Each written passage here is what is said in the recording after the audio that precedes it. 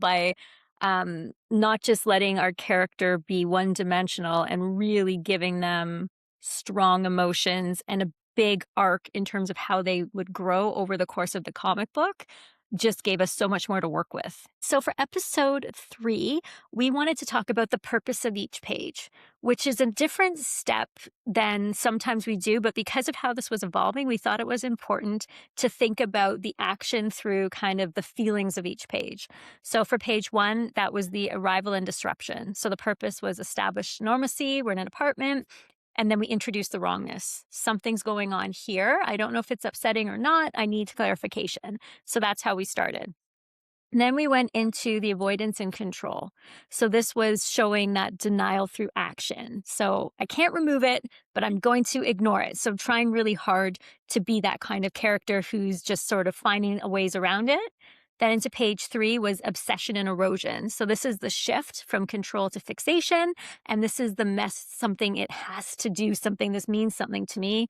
Then choice and aftermath. So resolution without explanation. So the search for answer ends, not with truth, but with absence. So we really wanted to take a step and look at this through how Sam emotionally moves through the story versus only seeing like this panel to this panel, this panel. We wanted to figure out the evolution of the character through the pages.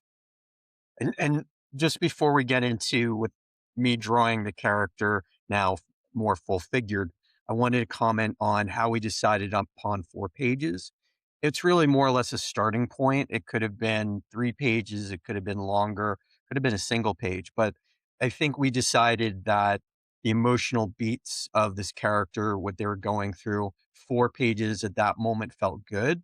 And Hmm. so when we were talking about it, just generally, it was more or less like we'll kind of see what happens as Sarah's figuring out the emotional beats as she was writing it down, and so she came to that 4 page conclusion. So it wasn't really anything we were like settled on. It was just more of Hmm. like, hey, let's see how it feels as you're writing this down, Hmm. and then we got to that 4 page.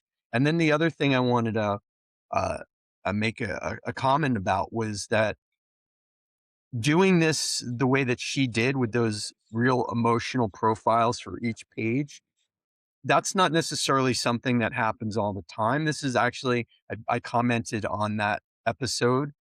That was new for me and I liked it. It was a really different way of approaching because it really gave me the idea of like, oh, so for page 1, as you can see here, it's kind of normalcy.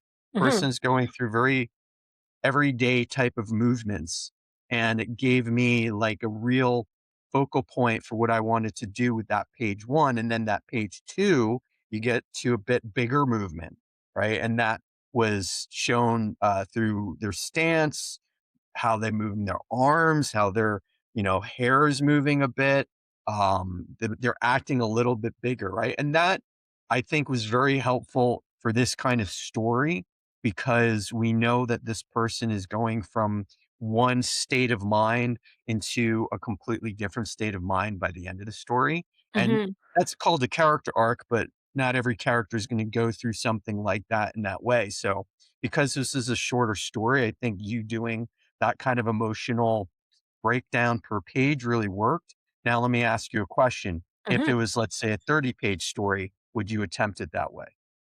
You know what? I think it actually kind of depends on the story because this one was so driven by this character's change in such a short period of time. We really needed to see it, how that was going to happen to get from start to finish.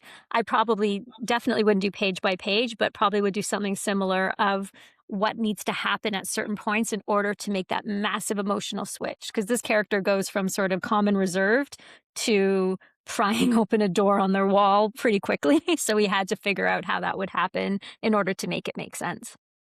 Yeah. And one thing to think about too, when you're writing a story, the character may start off on a negative to a positive and then go back to a negative and then a positive. So throughout the story, Mhm. the character may be in a great place and then they go downhill and then they go up again, but then they go Absolutely. downhill again. So I think it just depends on how the character's arc flows throughout the story as to how you want to approach it. And as you can see here, the way I'm approaching it visually, it does go through such a kind of like a real small to large that Mhm. doing each page allowed for me to really get it gave me permission by page 4 to go like really big with that kind of emotional state.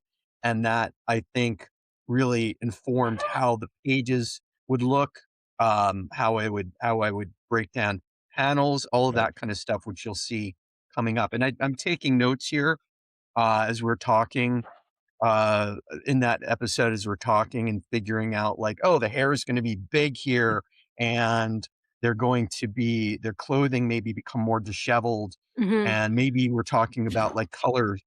Is there going to be more reds, angry colors in this page because of the emotional state they're going through? So these are all the things. It's okay. It's great to take notes as you're doing this because it hopefully gets you back to that place when you reread them, go, "That's what I was thinking when I was doing that." For sure, and even just seeing, in this quick little condensed version from page 1 to page 4, there's massive changes in the way this character looks and acts. And that was really important Mhm. in this episode to really figure out because then that's going to drive every single beat of the story.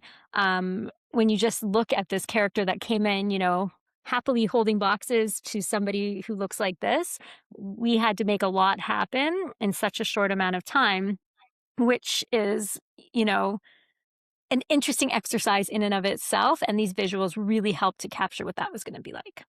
Yeah. It's all immediate. This is all immediate. Yes, I'm not thinking like logic, it's more emotional. Th as I'm reading your emotional, state the person's in, I'm reacting in an emotional way, right? exactly.